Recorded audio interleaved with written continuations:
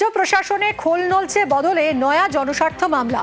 হাইকোর্টে জনস্বার্থ মামলা করলেন কল্যাণ বন্দ্যোপাধ্যায়। কথা বলবো অর্ণবের সঙ্গে। অর্ণব, কি মর্মে হলো এই মামলা?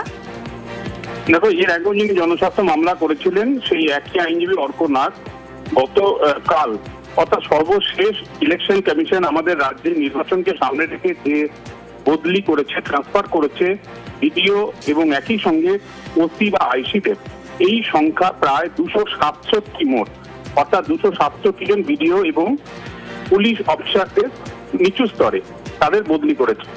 এর আগে আইএস আইপিএস দের বদলি করেছিল। সব নিয়ে এই মুহূর্তে 371 জন আধিকারিক বদলি হলেন নির্বাচন কমিশনের সিদ্ধান্ত অনুযায়ী।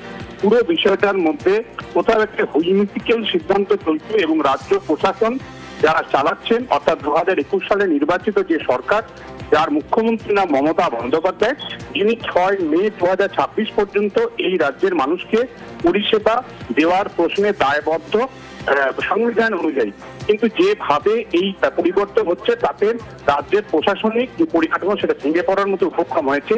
এই অবস্থায় নতুন করে দৃষ্টি আকর্ষণ করেন সিনিয়র অ্যাডভোকেট কল্যাণ বন্দ্যোপাধ্যায় এবং জনস্বার্থ মামলাকারী, যিনি এর আগে আইএস আইপিএস দের ক্ষেত্রে জনস্বার্থ মামলা করেছিলেন। যে মামলা শুনানি শেষ হয়েছে, রায়দান স্থগিত রয়েছে।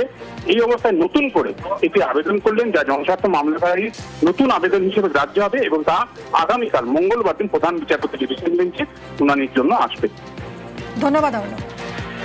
পুলিশ প্রশাসনের শীর্ষ স্তরের পর এবার ব্লক স্তরেও খোল নলছে বদল। 18 জেলার 83 জন বিডিওকে সরিয়ে দিল নির্বাচন কমিশন। সবচেয়ে বেশি বিডিও বদল হয়েছে পূর্ব মেদিনীপুরে।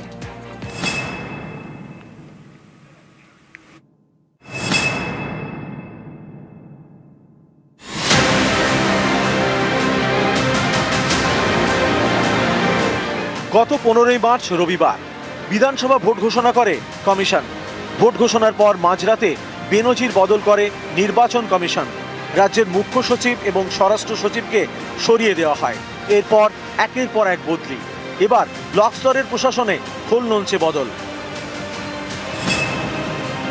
রবিবার 18 জেলায় 83 জন বিডিওকে সরিয়ে দিল নির্বাচন কমিশন। সবচেয়ে বেশি বিডিও বদল পূর্ব মেদিনীপুরে। এই জেলায় 14 জন বিডিওকে সরিয়ে দেওয়া হয়েছে।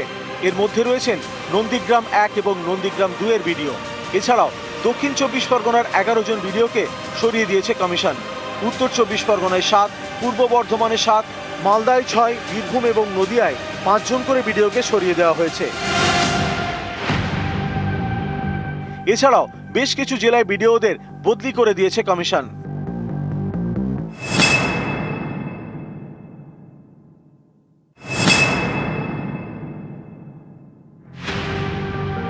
ভোট ঘোষণা হওয়ার পর থেকেই একের পর এক বদল। পুলিশ ও প্রশাসনের খোল নলছে বদলে দেয় নির্বাচন কমিশন।